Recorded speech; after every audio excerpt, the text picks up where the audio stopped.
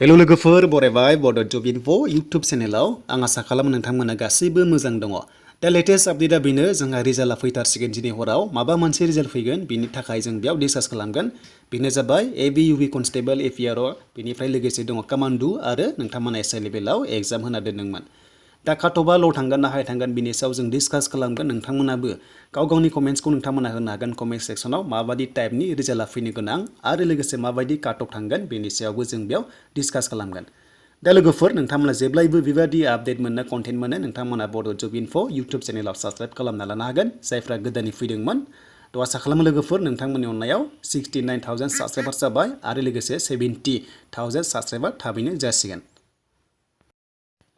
दानिया जों फैबाय अफिसियेल साइटआव रिजाल्ट पर्टेलाव क्लिक खालामनाय लोगो लोगो साइटआ दासिमबो आन्डार मेन्टेनेन्स जागासिनो दङ।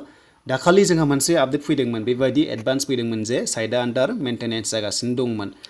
ओमफ्राय दसे समनि उनाव नोंथांमोना रिजाल्टखौ मोनदोंमोन आरो दा फैनो गोनां जाबाय एसआइ बेनिफ्राय कमान्डो बेनिफ्राय ABUB कनस्टेबल आरो लोगोसे APRO। दा नोंथांमोना दाखालि एसे दसे समनि उनावनो रिजाल्टखौहाय पाब्लिश खालामनाय मोनदोंमोन फाइनाल लिस्टखौ बेनो जाबाय ASFआवहाय।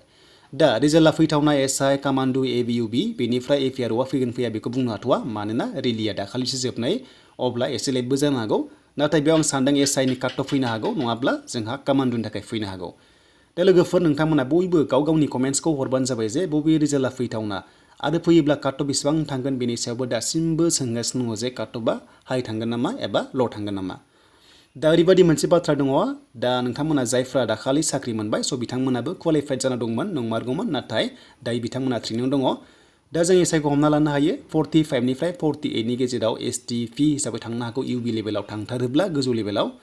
बेनिफ्राय ABआव जोबोर खम थांगोन 40निफ्राय 42नि गेजेराव थांनायनि चान्सआ दङ मानोना ABजों UBजों गोरोबलाया ABआ जाबाय रानिंआ बारा एबा कमान्डो लेभेलाव हार्ड लेभेल थ' बेखायनो काटअफआ गोजौ लेभेलाव थाङा प्लास बैसोआ बयनाबो कमान्डोआव इलिजिबोल जायाखै ओंखायनो एग्जामखौ होआखै।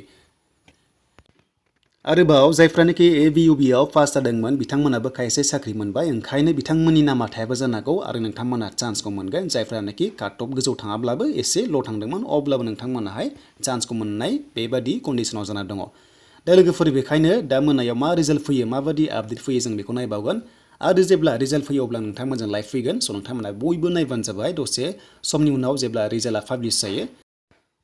दा जों मिथिखाबाय साइटआ मेन्टेनेन्स जादों बेबायदि बिदि जानाय लोगो लोगो रिजाल्ट ओंखारखायो। बेनिफ्राय हेल्थनि एग्जामा ग्रेड 4आ जाबाय 19 जुनाव ग्रेड 4 लेभेलाव आरो एग्जामा 90 मिनिट्स जागोन नेगेटिभ मार्किं गैया 100 मार्क्सनि जानो हागौ बेनिफ्राय 50 कुइसन थागोन आरो लोगोसे नोंथांमोनाहाय ग्रेड 3 नन टेकनिकेला माला जायो बेनि सायाव नटिस मोनोब्ला आं नोंथांमोनजों थाबैनो शेयारखौ खालामगोन। दा बेनोमोन आरो लोगोफोर आसाम पुलिसनि रिजाल्टआ फैगासिनो दङ दा मोनायाव ओंखारगोन आरो नोंथांमोना बेयाव नायनो हागोन नाथाय बबे रिजाल्टआ फैगोन बेनि सायाव दासिमबो क्लियार जायाखै। दा लोगोफोर बेनिखायनो नोंथांमोना जेब्लायबो नायबाय थानो हागोन बड' जब इनफो इउटुब चेनेलाव लोगोसे आसाम पुलिसनि अफिसियेल साइटआव नोंथांमोना भिजिट खालामनानै आपडेटखौ लाबाय थानो हागोन।